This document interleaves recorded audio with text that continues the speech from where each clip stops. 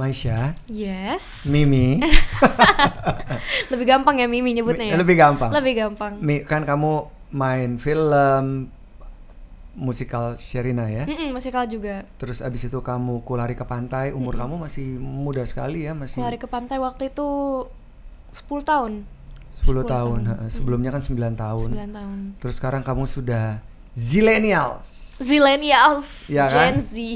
Gen Z ya, kamu udah 16 ya? 16, tahun ini 17. Tahun ini 2024 kamu 17 tahun.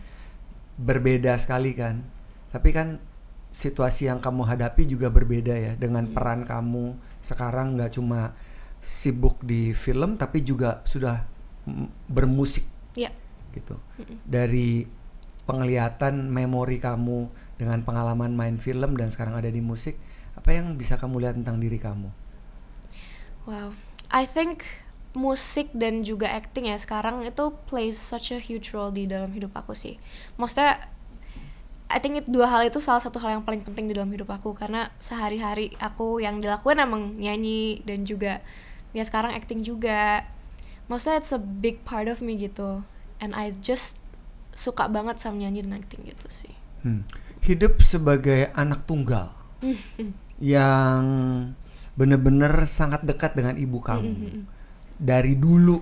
Yes. Dan sekarang jadi bestie gitu istilahnya ya. Di satu sisi pasti mama ya, mama atau mama. Aku manggilnya buah. Buah memberikan banyak sekali opportunity, kesempatan kepada kamu dan juga menjaga kamu.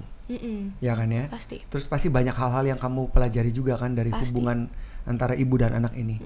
Apa sih yang bisa kamu bagikan sehingga membuat kamu lebih tough, lebih kuat di usia kamu?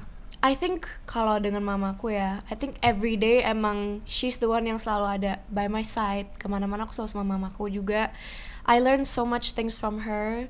Dan I think one thing that I'll know for sure itu pasti my mom will only hope nothing but the best for me. I think itu untuk semua mothers buat anak-anaknya ya.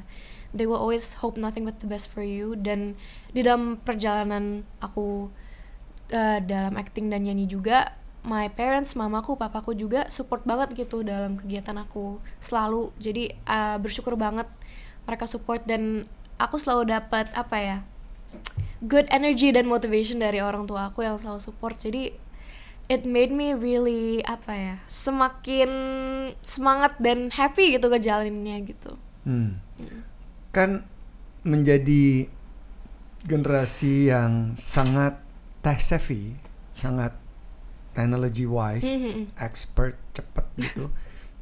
Di satu sisi banyak hal yang ingin dieksplor, tapi di satu sisi mungkin banyak hal-hal yang menjadi ketakutan-ketakutan. Ada gak sih perasaan-perasaan itu ketika kamu sekarang di usia sekarang nih 16 tahun, going 17? Rasa ketakutan, ketidaknyamanan dalam mengeksplorasi diri. Oh pasti sih. I think maksudnya karena memang sekarang aku juga baru mau 17 tahun dan still ongoing perubahan dari ya anak-anak ke remaja dan to adulting itu kayak growing up young is not adult. an easy thing. Young adult ya, bukan adulting. Bukan adulting belum. Cuman ya growing up is an easy thing gitu pasti, karena ya seru tapi juga a lot of scary things tentang knowing ourselves. Dan apa ya, I think nomor satu yang selalu aku coba untuk learn everyday itu gimana caranya aku comfortable sama diri aku sendiri dan juga love myself to the fullest. I think itu selalu menjadi hal yang aku pikirin, dan banyak juga ketakutan maksudnya. Tapi dengan mengenali diri aku lebih, mungkin aku juga bisa lebih tahu cara ngatasinnya gitu. Jadi I think growing up and learning about yourself is such a beautiful thing karena itu sih. Jadi kita bisa love ourselves because we're enough the way we are gitu. Apa saja sih ketakutan-ketakutan yang selalu menghantui pikiran-pikiran kamu dalam proses ini? Oke, jadi kalau misalnya ketakutan tuh, aku tuh ada kecenderungannya, ini bukan cuma aku doang, pasti semua people my age dan ya semua orang rata-rata pasti ada yang namanya overthinking kan. I think ini jadi beda banget dari yang dulu pas aku kecil. Aku tuh dulu sangat carefree, gak pernah mikirin apa yang orang lain pikirin tentang aku. Terus sekarang aku udah mau 17 tahun, I grow up, aku lebih mikirin kan, kayak kira-kira orang ini suka gak ya sama aku, kalau misal aku kayak gini aneh gak ya. Jadi itu ketakutan yang sampai sekarang sebenarnya masih aku rasain sih.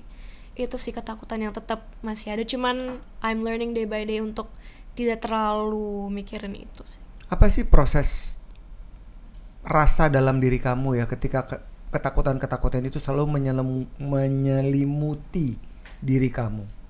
Rasanya gimana ya, apalagi dalam kayak dunia acting dan juga nyanyi ya, I think ini hal yang gimana caranya sampai sekarang aku juga learn untuk enggak atasinnya gimana, karena emang termasuk juga dalam transisi dari aku anak-anak, memang di dunia entertainment kan aku mulainya dari aku 10 tahun kan. Iya.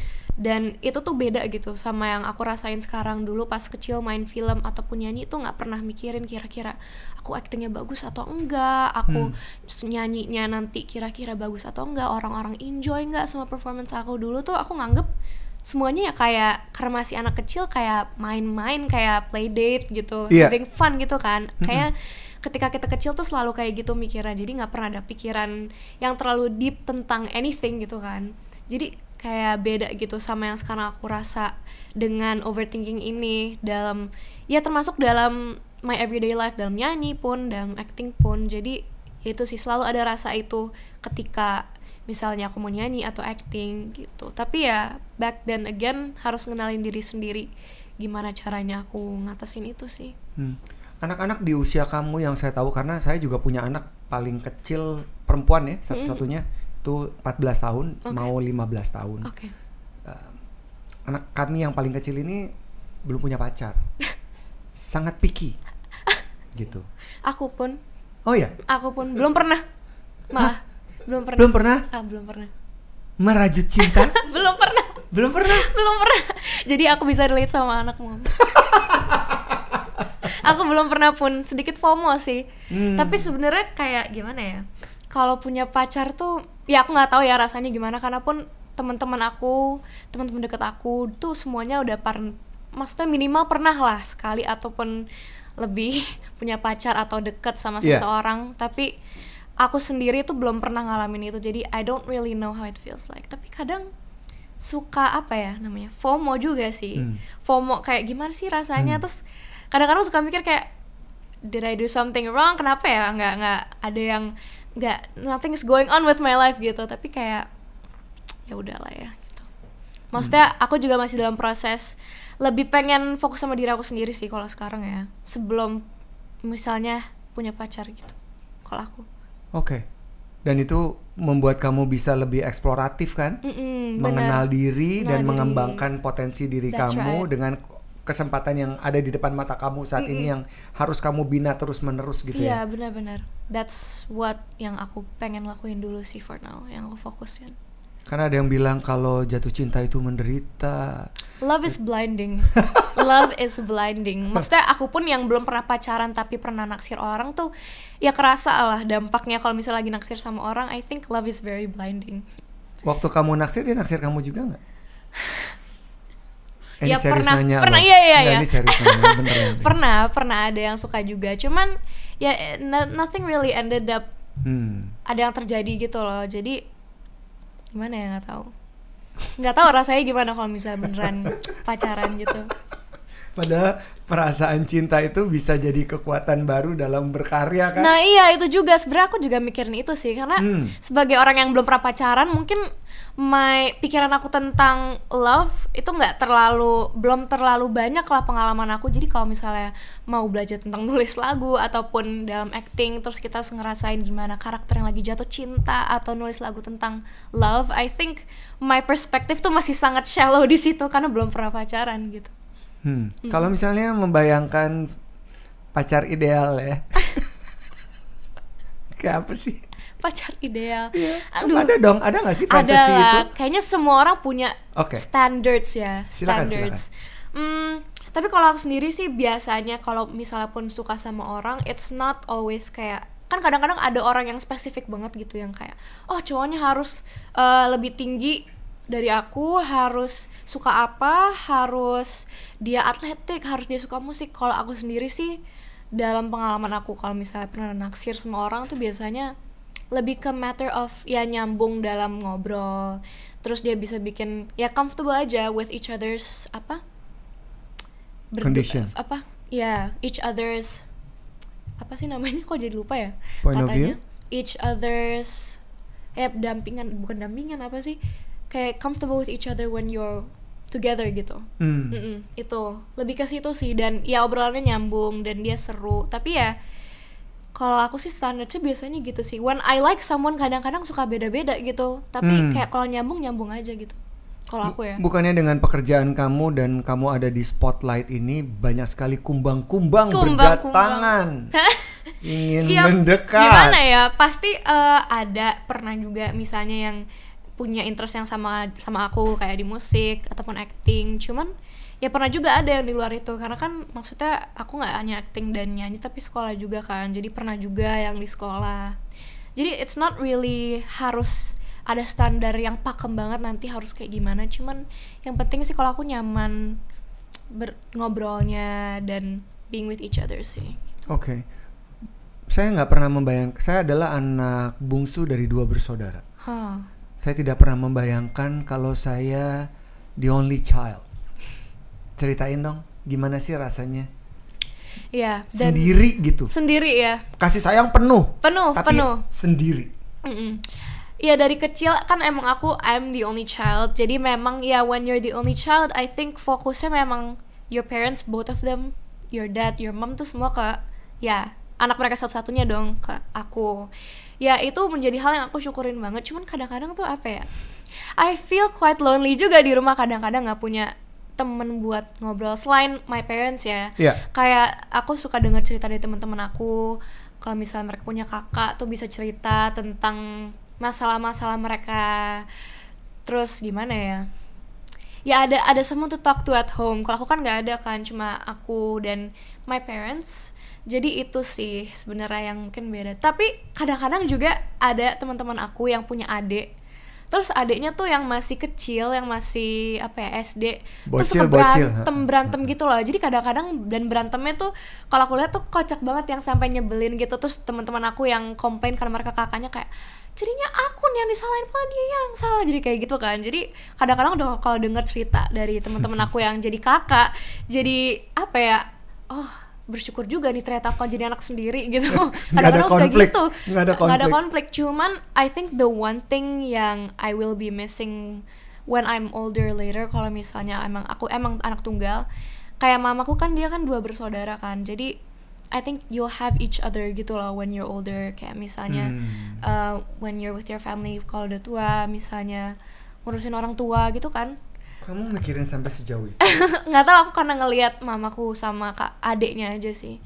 Kayak dekat dan juga saling have each other's backs gitu. I think that's gonna be something yang aku nggak bisa punya karena aku kan anak tunggal kan. Gitu. Tapi kan kamu pertemanan itu bisa menjadi lebih dekat daripada saudara kan? Dia benar-benar bisa. Saudara kandung ya. Teman. Terus kayak misalnya kedua orang tua tuh menjadi lebih protektif nggak sih karena kamu perempuan, kamu sedang bertumbuh. Kamu cantik, kamu berbakat. I think pasti semua orang tua protektif ya. Tapi kalau misalnya orang tua aku tuh, mereka yang pasti ngasih tahu dan making sure that I learn apa yang benar apa yang enggak. Karena kan in the end nanti kan pasti aku yang ngejalanin hidup aku sendiri, ya kan. Aku harus make my own decisions. Jadi ya make sure juga aku bisa ngerti what's the best for me and what's yang harus di-avoid tuh apa kira-kira. Tapi ya protektif sih iya sih, dan memang aku masih sering cerita sama orang tua aku. Jadi ya tapi aku ngerasa very grateful karena mereka selalu bantu aku learn something new every day. Oke. Sekarang saya mau bertanya dari kacamata anak ke orang tua ya. Karena saya kan orang tua, saya punya anak 4. Terus waktu itu ada salah satu tamu di podcast ini yang nanya, gue mau nanya dong, apa sih pendapat lo tentang anak-anak lo? Gitu. Terus saya ceritain. Nah sekarang nih saya pengen tahu dari kacamata kamu ya, selaku zillennials, generasi Z, yang punya ekspektasi terhadap orang tua. What do you have in mind? Expectations. Yeah. Wow, expectations for my parents. Yeah. I think if any ya, kalau ada ya. Expectations yang pasti kalau aku sih yang paling penting, ya dengan ada mereka, I get to have full support. Dan I think my parents are always the right place for me to go home to, dengan support dan apa ya, mereka selalu bisa kasih aku semangat dan solutions to things yang mungkin aku belum apa ya, have a hard time untuk decide. Jadi itu sih, dan juga kasih sayang dari orang tua menurut aku penting banget karena we feel loved dan kita merasa bahwa ya semuanya bisa baik-baik aja. Aku sih ngerasa semuanya bisa baik-baik aja ketika aku pulang ke mama papaku tuh, selalu itu tempat yang the best for me gitu. I think sebagai the best home my parents gitu. Kalau obrolan di antara kamu dan teman-teman kamu, apa sih yang diobrolin? Maksudnya melihat cowok-cowok zaman sekarang, melihat orang-orang tua zaman sekarang. Kan kacamata zillennials, saya X generation, kita berbeda jauh sekali umurnya, pasti punya perspektif yang berbeda kan. Apa sih yang selalu jadi omongan paling penting terhadap interaksi antar manusia, khususnya dengan generasi yang lebih tua? Apa ya? Conversations with my friends tentang sebenarnya kalau misalnya conversations tentang interaksi sama orang with my friends, apa ya? I mean, mereka juga, teman-teman aku sendiri, they're really close with their parents juga. So I think they think the same thing tentang orang tua mereka sama kayak aku gitu. I think. Oke. Kalau tentang sama orang tuanya sih biasanya kayak gitu. Tapi apa ya? Kalau tentang orang tua, I think we're all just very very grateful karena the parents itu selalu sangat supportive dengan semua kegiatan yang kita punya. Karena teman-teman aku pun punya hobi yang berbeda, selalu didukung sama orang tuanya, selalu diantar, selalu dari kecil disupport segala macam. Jadi emang sangat grateful gitu dengan orang tua yang sangat support gitu. Karena bahkan like my friends dan orang tua mereka juga sama sih deketnya kayak aku, kayak adik kakak gitu jatuhnya. Sekarang sih kalau teman-teman aku ya. Iya, kalau sekarang kita lupakan hubungan antara anak dan orang tua, tapi lebih kepada perempuan di usia kamu ngobrolin tentang orang-orang luar, di luar orang tua. Orang-orang tua itu begini, begitu. Ada gak sih sesuatu hal yang selalu menjadi critical issue ya tentang gap yang besar ini? Dari kita sama orang tua gitu. Dengan orang-orang yang lebih berumur, kan nggak cuma orang tua, kan kita hidup nggak cuma dengan orang tua, kan ada pak guru, bu guru, masyarakat gitu. Orang-orang yang jauh umurnya di atas kita, pasti kan ada ekspektasi tertentu ya, dan pandangan generasi demi generasi pasti berbeda-beda karena sesuai dengan waktu yang berubah-berubah. Ada teknologi di dalamnya, nggak ada teknologi pasti berbeda gitu. I think the one thing yang selalu diomongin tuh mungkin apa ya, ketika the people who are older than us don't quite understand apa yang kita rasain. Iya nggak sih kayaknya, maksudnya kayak misalnya pas kita lagi sedih, mungkin sedihnya tuh tentang sesuatu yang mungkin orang tua atau orang-orang yang lebih tua tuh mungkin nggak ngerti gitu, karena apa, kenapa sih kita harus sedih karena hal itu. I think that's one thing yang mungkin pernah menjadi bahasan antara aku sama teman-teman aku sih. Tapi back again, sebenarnya mungkin bukan itu sih, karena kalau aku pun lihat sama misalnya me and my mom, maksudnya our parents itu mereka pernah jadi seumur kita juga. Jadi sebenarnya kalau ngerti sih ngerti, but I think the fact that misalnya mereka bilang kamu nggak usah ngerasain kayak gini tentang hal ini, kalau aku sih ngelihatnya tuh karena mereka udah pernah ngalamin, terus mereka ngasih tahu bahwa ya in the end you don't really need to feel tentang itu. Tapi kadang-kadang kan kalau kita sebagai yang experiencing it at the moment tuh lebih kepengen apa ya, kayak comfort gitu, kayak bahwa it's okay to feel that way. Tapi sebenarnya what our parents tell us atau older people tell us, it's for the best juga karena mereka udah pernah ngalamin gitu sih kalau menurut aku.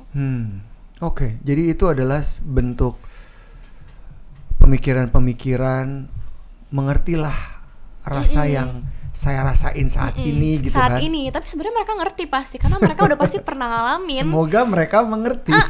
Karena mereka pasti udah pernah seumur kita juga ngalamin hal yang sama gitu. Menurut aku sih. Kalau jadi kamu tidak punya berbagai macam hal yang berhubungan dengan penghambatan karir atau sesuatu yang ingin kamu kerjakan ya. Enggak, kalau sama orang tua aku sangat full support banget dari kecil sih. Dapat semua hal lah, support terutama gitu ya. Dan sekarang kalau ngomongin soal pilihan, kalau disuruh milih gitu, tantangannya pasti akan berbeda antara bermain musik dan juga bermain film. Oh ya. Tantangan pasti dua-duanya ada banget ya.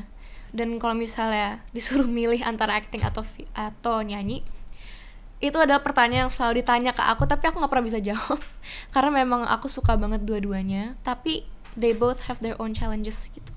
Kalau dalam nyanyi tuh yang pasti kayak kemarin ini aku udah lama banget kepengen rilis lagu aku sendiri, terus akhirnya bisa rilis single aku. So I think dalam kalau dalam nyanyi berkarya terus itu selalu menjadi mungkin sebuah challenge buat musisi ya, kayak nggak pernah absen untuk berkarya, dan juga gimana caranya nggak cuma suara dan musik kita, tapi di saat kita perform itu orang-orang bisa enjoy sama penampilan kita, ikut terhibur gitu. Terus kalau misalnya acting, I think itu challenging juga, karena saat acting tuh kita harus berperan menjadi seseorang yang bukan diri kita kan. Dan di saat kita berperan jadi orang lain, itu mungkin kita akan ngelakuin atau harus ngerasain hal yang belum pernah kita sendiri ngalamin. Kayak misalnya aku sebagai Maisha itu belum pernah ngelakuin ini, atau misalnya memandang sesuatu aneh, tapi di dalam karakter yang harus aku peranin ini tuh udah jadi hal yang biasa buat dia, atau udah pernah dia ngalami. Jadi itu bukan hal yang mudah. Apalagi kalau acting kan you're not really supposed to act, tapi you're supposed to feel, bukan dibuat-buat gitu kan. Jadi memang itu gak mudah sih. Dan kalau menurut aku sendiri juga harus comfortable with yourself. Ya kayak kamu dari musikal terus syuting di Lari ke Pantai ya? Di beberapa kota sampai ke Rote, terus main bangku kosong. Itu kan beda-beda ya? Beda-beda, bener. Ya itu challenge juga sih, karena dalam acting tuh kan, apalagi ya acting kan tentang orang ya, dan orang-orang semua itu berbeda, karakter mereka, personality-nya. Jadi apalagi kalau misalnya genre-nya berbeda juga, kayak misalnya drama sama horor, itu kan beda dong. Bukan hal yang mudah juga sih untuk ganti genre dan ganti peran. Jadi ya itu sebuah challenge juga. Dua-duanya sih, nyanyi sama acting tuh dua-dua very challenging, tapi I cannot choose which one I like more or which one is more challenging, karena dua-duanya punya challenge masing-masing. Pada saat kamu berproses menciptakan lagu, berkreasi dengan lagu gitu, apa sih yang ada di dalam kepala kamu supaya lagu kamu ditangkap dengan baik seperti yang kamu inginkan oleh pendengarnya? Ada gak sih harapan-harapan atau pemikiran-pemikiran seperti itu? Kalau misalnya pemikiran tentang itu pasti ada ya, karena kan apalagi buat single yang baru ini kan aku memang nulis lagunya tuh bareng sama teman-teman aku dari Juicy Lucy dan juga A&R aku dari Emotion kan. Dan memang saat kita bikin lagunya kita workshop dan sebenarnya dari single ini kan judulnya Jungkir Balik kan. Pokoknya ceritanya itu tentang mungkin aneh lagu judulnya Jungkir Balik. Keren kok, catchy. Keren ya? Jungkir Balik. Oke, Jungkir Balik. Jadi pokoknya si Jungkir Balik ini tuh tentang kalau misalnya kita kayak suka sama orang, pasti kita kalau suka sama orang kita tuh bakal ada caper-caper pengen cari perhatian dia supaya dia suka balik sama kita. Tapi bahkan sampai kita udah ngerasa kayak ngelakuin effort yang sampai jungkir balik pun, effortnya udah sampai jungkir balik kita rela lakuin, tapi dianya tetap nggak peka, tetap nggak dapet hintnya, terus kan kesel kan. Jadi sebenarnya lagu Jungkir Balik itu tentang itu. Tapi selama workshop itu sebenarnya lagu Jungkir Balik ini tuh diambil dari pengalaman pribadi aku. Jadi di workshop ini tuh aku tuh cerita ke songwriter tentang hal-hal yang aku pernah alamin dalam hidup aku. Jadi sebenarnya kisah lagu Jungkir Balik tuh diambil dari the stories yang pernah aku ceritain.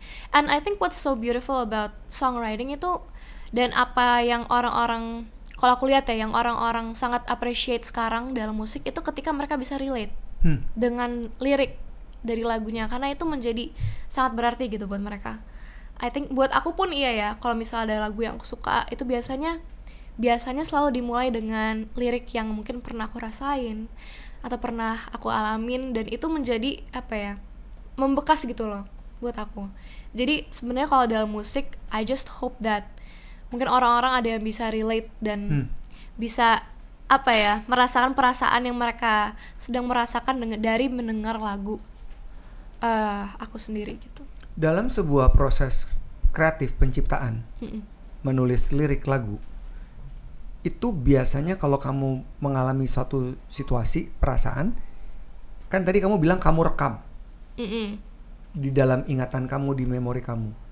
itu ditulis juga atau dia nempel aja tebel di memori kamu sampai nanti pada saatnya tiba untuk menciptakan semua tuh diambil kanan kiri dari ingatan dan kemudian dituangkan dalam secari kertas atau tulisan? I think dua-duanya sih. Karena kadang-kadang ketika, maksudnya aku sampai hari ini pun masih dalam tahap belajar buat nulis lagu aku sendiri ya. Karena ya aku pengen banget lah bisa nulis lagu sendiri, terus mungkin nanti bisa rilis lagu yang pure aku tulis sendiri. Dan I think dua-duanya works sih buat aku, karena kayak misalnya aku lagi ngerasain sesuatu, misalnya marah atau sedih, kadang-kadang tuh nulis lagu tuh bisa jadi apa ya, media pelampiasan yang tepat buat aku buat membuang emosi dan menjadikannya sebuah karya gitu. Dan it makes me feel so much better gitu kalau misalnya lagi sedih atau lagi marah, terus ditaruh dalam lirik, dalam nada, itu membuat aku ngerasa so relieved. Tapi kalau misalnya kayak ngumpulin semua yang aku pernah rasain, itu juga berlaku sih. Kayak ketika aku lagi bikin lagu dengan songwriter itu seperti itu, kayak menuangkan experience aku dan akhirnya membuat lagu dari experience tuh kayak gitu juga bisa. Apakah selalu berhasil menumpahkan semua dalam sebuah narasi? Tentu tidak. Tentu tidak. Tentu tidak. Banyak banget. Maksudnya sampai sekarang kan aku masih belajar juga nulis lagu. Banyak banget challenge-nya, karena dalam nulis lagu kan nggak cuma menuangkan perasaan aja, tapi gimana caranya itu bisa menjadi lirik yang kata-katanya oke, bagus, terus nadanya juga kita harus cari, terus kira-kira nanti musik kayak gimana. Jadi memang banyak sih layer-layer dalam penulisan lagu yang memang harus dipelajarin, and it's not easy. Sampai sekarang juga aku masih belajar buat gimana caranya bisa gitu. Siapa mentor kamu dalam menulis lirik lagu? Kalau menulis lirik lagu, sekarang sih aku lebih ke explore with myself first. Cuman rata-rata sih aku selalu sering ya pasti dengerin musik. Ketika aku denger musik yang aku suka atau lirik yang aku suka, aku tuh suka misalnya keep that in note sih biasanya.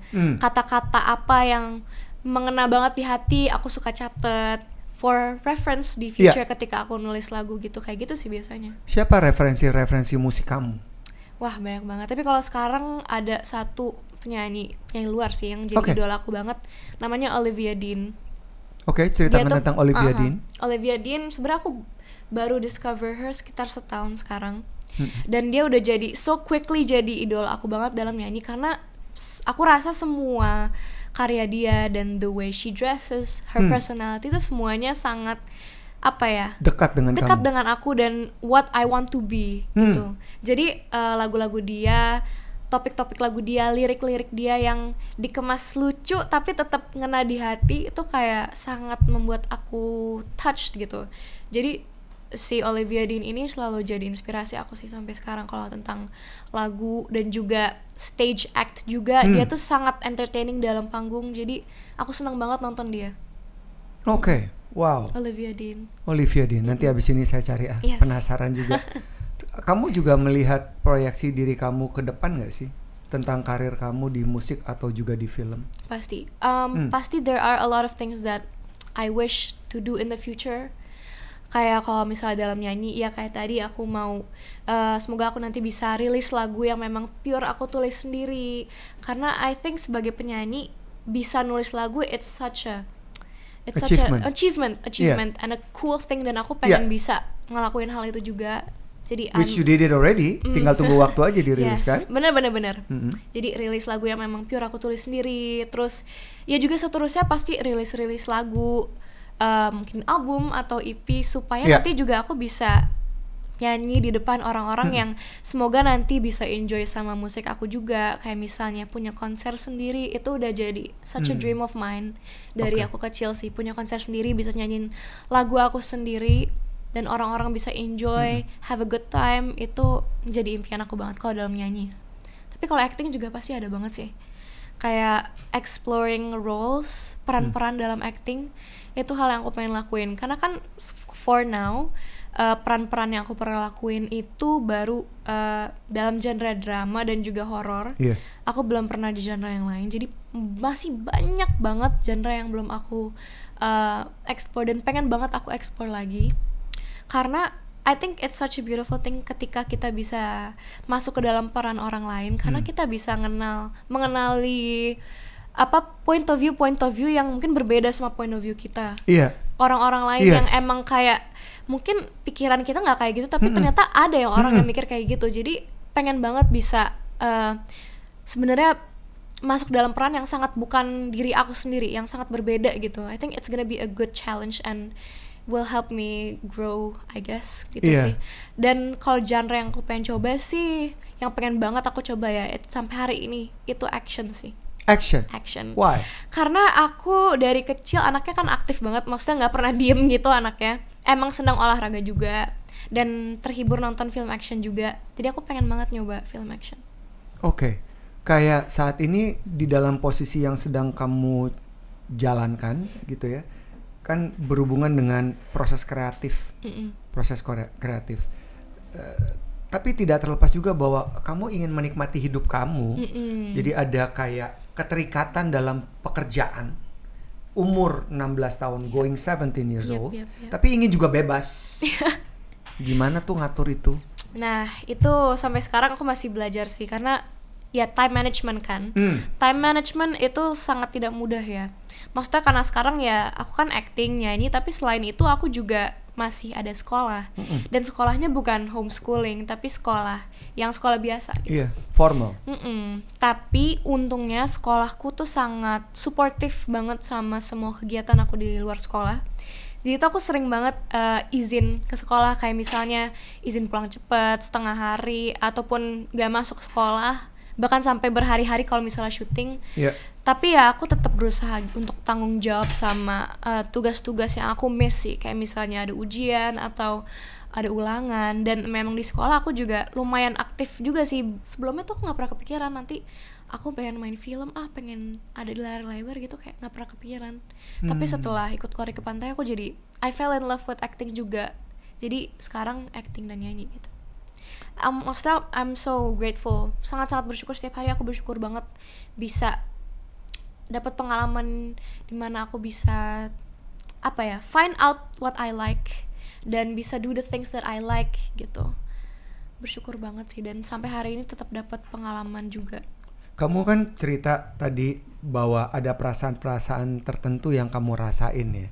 Terus kayak tiba-tiba semuanya carefree.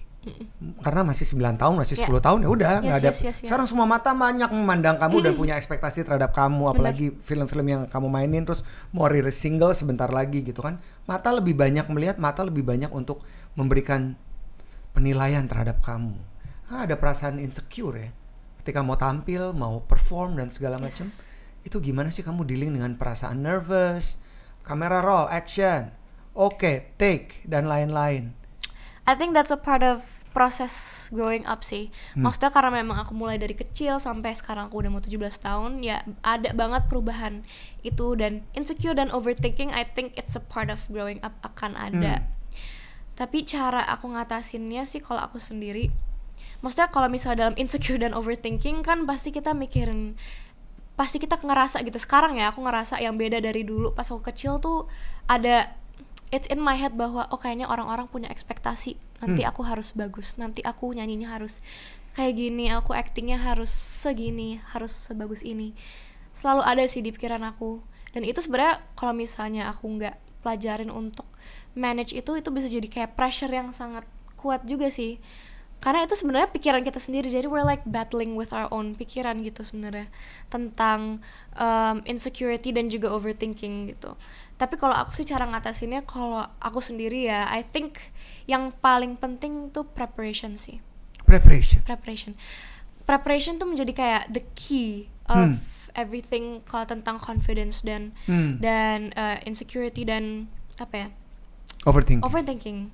Maksudnya kalau dalam acting dan nyanyi ya, I think preparation tuh penting banget. Karena ketika kita udah menyiapkan diri kita sebaik mungkin, kita udah try our best, ya udah nih kita give our best, give our all, terus nanti whatever pun hasilnya, ya udah ini udah terbaik yang kita pernah lakuin. Dan kalau misalnya pun memang hasilnya kita belum puas atau kita ada bikin salah, ya itu dijadiin bahan pelajaran aja. Dan seterusnya, maksudnya aku pun sampai sekarang masih belajar terus dari pengalaman dan mistakes yang aku pernah bikin sih. Ada nggak kejadian-kejadian yang mengecewakan diri kamu? Wah banyak pasti ada sih. Boleh nggak dibagikan Satu aja yang paling challenging for you. Sebenarnya dalam nyanyi dan acting, and I think as a person myself ya, itu ada banget, maksudnya yang mikirin orang lain mikirnya apa. Kadang-kadang tuh suka I get lost dalam pikiran aku.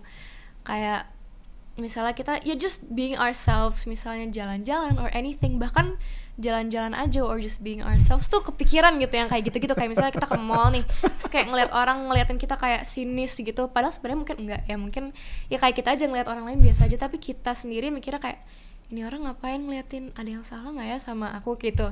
Kadang-kadang tuh suka kepikiran kayak gitu. Cuman back again ngingetin diri sendiri bahwa ya emang it's part of growing up. Pasti ada sih rasa bahwa kita tuh dilihat sama orang, tapi sebenarnya it's not really, kalau aku sendiri not that big deal. Karena kalau misalnya aku inget diri aku sendiri ya, aku juga nggak mikirin orang segitunya gitu loh. Kayak kadang-kadang tuh emang I just get lost sama pikiran aku yang udah clouded tentang many things, dan orang itu kira-kira mikirin aku tuh kayak gimana gitu. Kadang-kadang tuh suka lost di situ, padahal mungkin sebenarnya nggak, it's not that deep, sebenarnya nggak sedip itu. Aku tetap ya coba untuk ingetin itu sih ke diri aku sendiri. Kamu memikirkan tentang branding yang mau kamu tampilin nggak sekarang as a young adult? Branding, ya branding sih pasti aku mikirin juga sih. Sebenarnya lebih kepada the things that I like, the things that aku suka, kayak misalnya nyanyi, acting, ataupun interest aku, ya I like to share that with other people. Jadi sebenarnya lebih ke situ sih, kayak interest aku dalam, misalnya suka nonton film apa atau sukanya apa, sometimes I like to share it with the world, kayak misalnya lewat social media atau anything sih. Lebih ke situ. Ya branding, I think that's a part of branding sih. Kayak pasti. Showing people kayak emang orang ini tuh sukanya ini, sering ngelakuin ini. Branding is something like that, right? Iya. Sampai sekarang sih kayak gitu sih kalau aku. Jadi kamu juga memikirkan semua hal yang kamu posting, semua yang kamu pastinya tampilkan.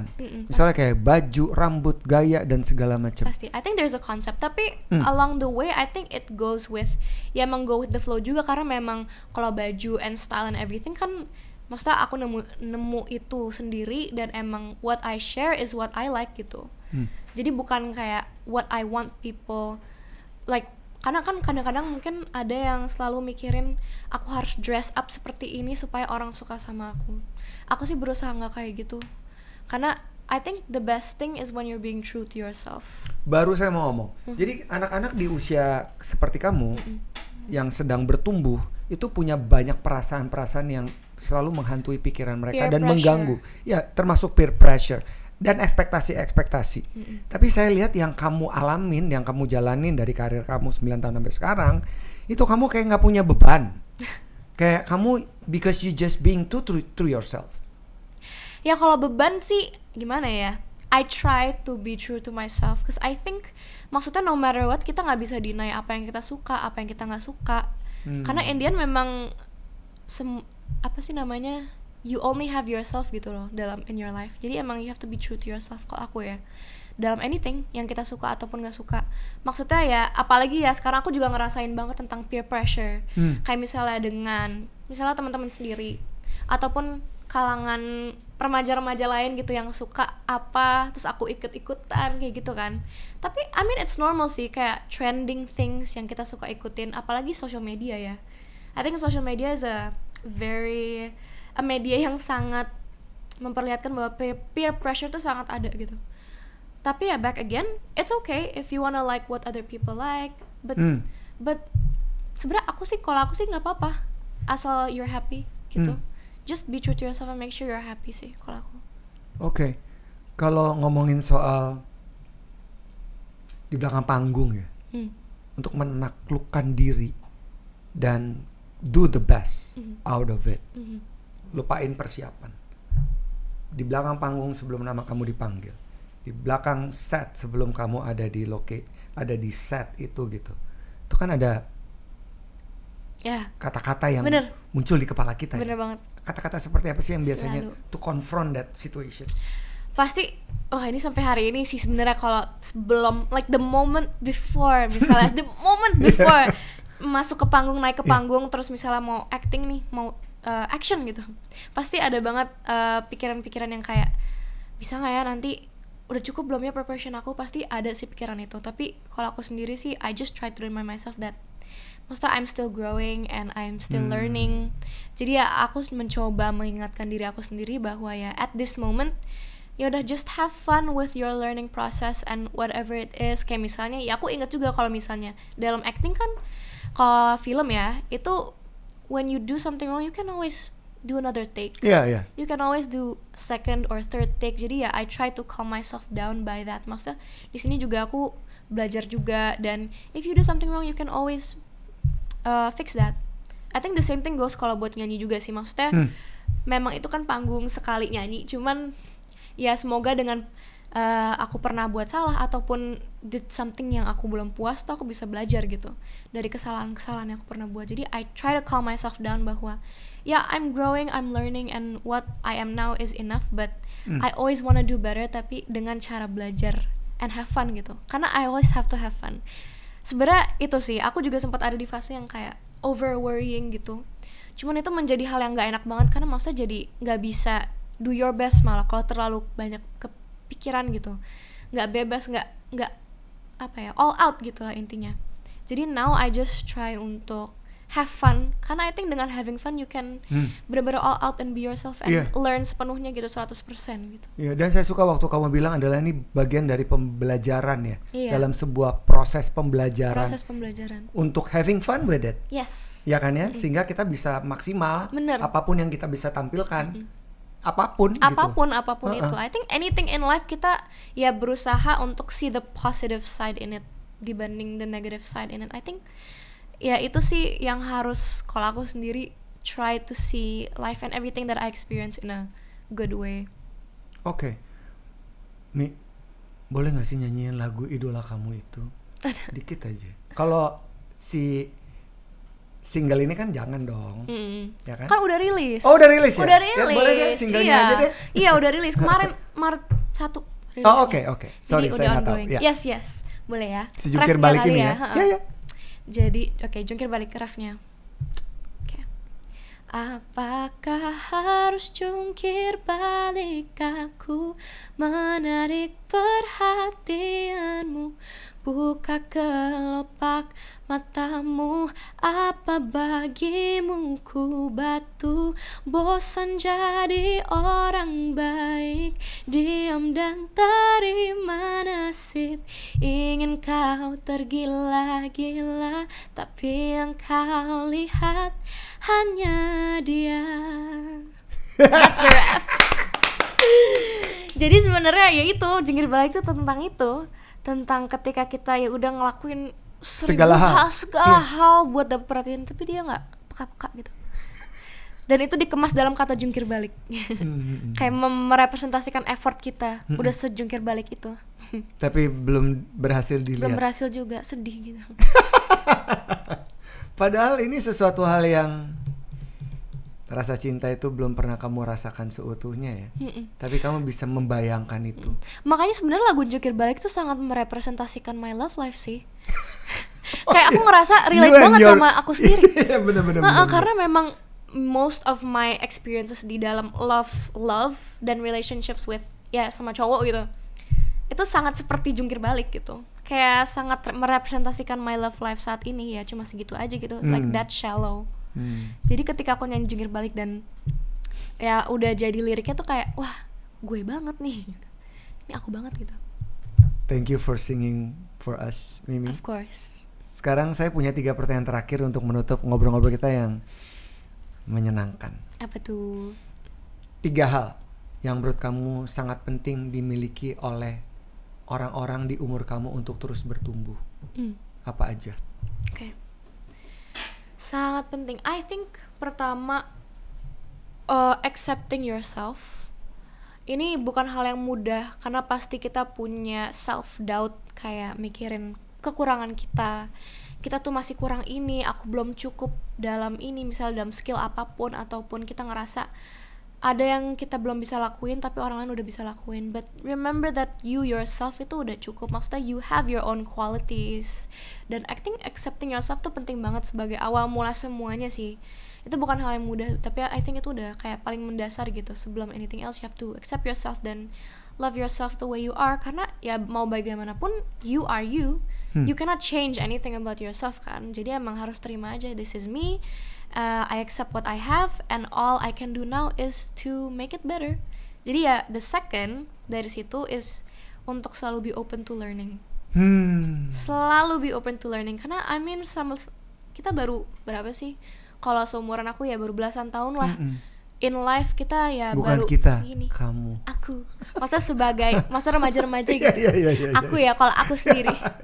Kalau aku sendiri ya accepting myself dan juga open to learning, karena ya I mean I'm just 17, almost 17, baru hampir 17 tahun hidup gitu. Jadi kayak emang udah pernah banyak yang dialamin, tapi there's still a long way to go. Dan in life pasti there's a lot of things to learn. Ya sering waktu kita akan belajar banyak hal, jadi selalu be open to learning, karena it will always make us a better version. Siapa tahu dengan kita belajar be open to learning, kita juga bisa accepting ourselves more, loving ourselves more. I think dari situ. Dan I think the third is apa ya, just have fun. Have fun. Just have fun. You're still like, I'm still 16 years old, just having fun with my life. Dengan ya I try to do the things that make me happy, karena ya kita hidup cuma sekali gitu, jadi ngapain kita kayak sedih-sedih gitu. Jadi ya udah have fun aja, dengan try to find the fun in everything lah. Maksudnya meskipun kita ngalamin yang mungkin nggak selalu happy dong, pasti ada yang sedih ataupun yang buat kita marah or kecewa, tapi remember juga that things will pass. Pasti kan. Betul. Nothing will always stay di situ. Pasti akan pass, sedih, marah, bahkan senang pun akan pass. Jadi ya just have fun. Very nice. Yang kedua, gimana cara terbaik untuk keluar dari lingkungan yang toxic? Karena saya nggak ngeliat itu ada dalam lingkungan kamu ya. Nggak tebal maksudnya, iya. Kalau lingkungan toxic, aku tuh apa ya? Kalau dalam pertemanan mungkin ya, karena kan belum pernah ada relationship toxic kan. Cuman kalau dalam pertemanan, aku tuh dulu pernah pas, when I was way younger, pas aku SD justru, I had a toxic friendship di mana di dalam friend group itu tuh kita emang temenan, cuman yang lain tuh pada saling talk about each other behind their back. And I think itu friendship yang sangat toxic gitu, karena nggak bisa true to each other. I think kalau friendship yang baik, kalau menurut aku sih, itu friendship yang ya you guys support each other, dan mau ada apapun ya nggak terpungkiri kalau misalnya dalam relationship with any person pasti akan ada konflik dong. Betul. Nggak mungkin enggak, tapi ya a good friendship is when you can be transparent tentang hal itu dan benar-benar ngatasin itu dengan baik. Kayak misalnya ya udah kita ada masalah dengan orang ini, ya kita ngomong gitu. Jangan di belakang kita ngomong ke orang lain kayak orang ini tuh ini deh. Mending kita ngomong aja langsung. I think kalau aku sih, kalau dalam pertemanan I think I value transparency, dan ya kita kalau ada masalah kita ngomong aja lah baik-baik, supaya ya we can find a solution together, daripada kita ngomong behind our backs terus akhirnya itu lebih painful gitu, saling menyakiti gitu, karena you don't know sebenarnya the truth orang mikir tentang kamu tuh apa. Oke. 3 kata kunci tentang seorang Maisha Kana saat ini. 3 kata kunci. Oke. One, I think music. Music itu pasti sih. I'm gonna mention that karena dari kecil I think music was my first love. Dari dulu sampai sekarang it's my first love. Jadi I don't think I'd be Maisha or Mimi tanpa musik dan nyanyi. So that's number 1. Number 2, apa ya? There are so many things that I could say. Jadi bingung nih. Katanya satu nih. Saya nunggu aja, nggak apa-apa kok. Take your time. Katanya apa ya? Kata kunci ya. Kata kuncinya. Atau image yang ingin kamu tampilkan saat ini. Apa ya? Bingung lah aku. Kata kunci terakhir. Kayak there's so many things tapi kata kuncinya susah gitu ngomongnya. Apa ya? Mau dibantu? Kata kunci kalau terakhir mungkin dari tadi aku selalu mention just have fun. Have fun. Kayak itu dari tadi aku selalu mention deh. Maksudnya just have fun aja deh sama semuanya. Gitu sih. Semoga aku bisa. Maksudnya ini kalau 3 kata kunci aku bilang tadi sih, kalau yang 2 terakhir lebih kepada what I want to be sih. Kayak and what I want myself to feel ke depannya dan seterusnya. Gitu. Bye.